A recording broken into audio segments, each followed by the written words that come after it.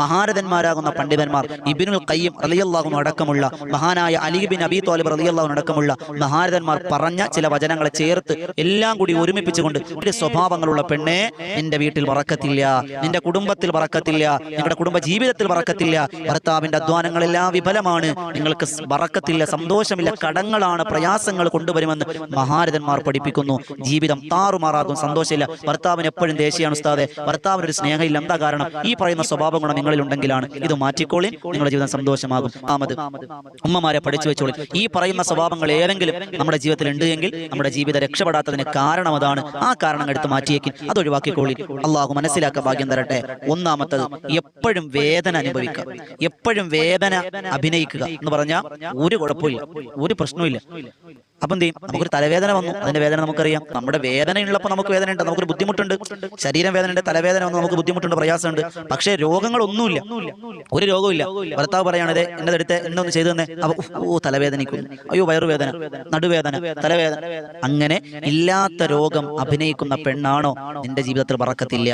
അള്ളാഹുവിന്റെ മലക്കൾ നിനക്ക് ശാപവാക്കുകൾ പറയും, നിനക്ക് റഹ്മത്തില്ല, നിന്റെ ഇബാദത്തുകൾ പോലും അള്ളാഹു സ്വീകരിക്കൂല. ഇല്ലാത്ത അസുഖങ്ങളെ അഭിനയിക്കൽ ഒന്നാമത്തെ സ്വഭാവം. ഉണ്ടോ? മാറ്റിക്കോളി. അള്ളാഹു ഉസ്താദെ ഒന്നാമത്തെ തന്നെ ഞാൻ ഔട്ടാണല്ലോ റബ്ബെ എന്ന് ചിന്തിക്കേണ്ട, ഇനിയും സമയമുണ്ട്. രണ്ടാമത്തത്, മഹാരഥന്മാർ പറയുന്നു, ചെയ്ത നന്മകൾ എടുത്തു പറയുക, ചെയ്ത നന്മകൾ എടുത്തു പറയുക. ഭർത്താവിനോട് പറയണം, അതെ എന്റെ വാപ്പ 50 സെന്റ് തന്നില്ലേ, 10 സെന്റ് തന്നില്ലേ, 10 പവൻ തന്നില്ലേ, അന്നത്തെ 10 പവൻ എന്ന് പറഞ്ഞാ എന്റെ റബ്ബേ എത്ര രൂപ ഉണ്ട് പറയൂലേ. എത്രയോ നല്ല നല്ല ആലോചനകൾ വന്നതാണ്. പടച്ചോനെ, ഈ മനുഷ്യനെ തന്നെ കിട്ടിയല്ലോ റബ്ബേ.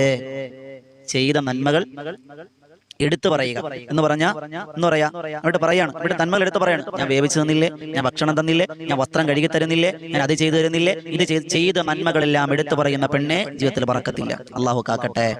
മൂന്നാമത്തത്, മഹാരഥന്മാർ രേഖപ്പെടുത്തുന്നു, മറ്റുള്ളവരെ പൊക്കി പറയുക. ഭർത്താവും ഭാര്യയും സിറ്റ് ഔട്ടിൽ കട്ടൻ ചായയും പരിപ്പോടൊക്കെ തിന്നോണ്ടിരിക്കുകയാണ്. അപ്പൊ അതിലൂടെ അപ്പുറത്തെ സൂറാത്തയുടെ ഭർത്താവ് ബൈക്കിൽ, അപ്പൊ ഉടനെ താത്ത, എന്റെ മനുഷ്യ, ആ മനുഷ്യൻ പോണ വണ്ടി നോക്കി, എന്താ സ്പീഡ്, നിങ്ങൾ ഇപ്പോഴും 10-20 സ്പീഡിൽ തന്നെയാണ് പോണം, നടന്നു പോയാൽ നിങ്ങളെക്കാളും മുമ്പെത്താം, ആ മനുഷ്യൻ പോണ സ്പീഡ് നോക്കി. ആരെ? അപ്പുറത്തെ ആളിന്റെ ഭർത്താവ് മറ്റുള്ളവരെ കുറിച്ച് ഇങ്ങനെ പൊക്കി പറയും. അതൊക്കെ എന്റെ നബീസാടെ ഭർത്താവ്, ആ മനുഷ്യൻ ഒരു 5 മിനിറ്റ് വെറുതെ ഇരിക്കൂല, എപ്പോഴും അധ്വാനാന്നേ.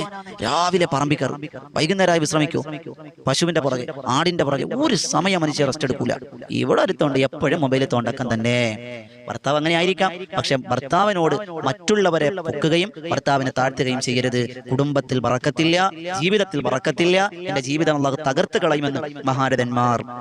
അതുപോലെ നാലാമത്തത്, മഹാരഥന്മാർ രേഖപ്പെടുത്തുന്നു,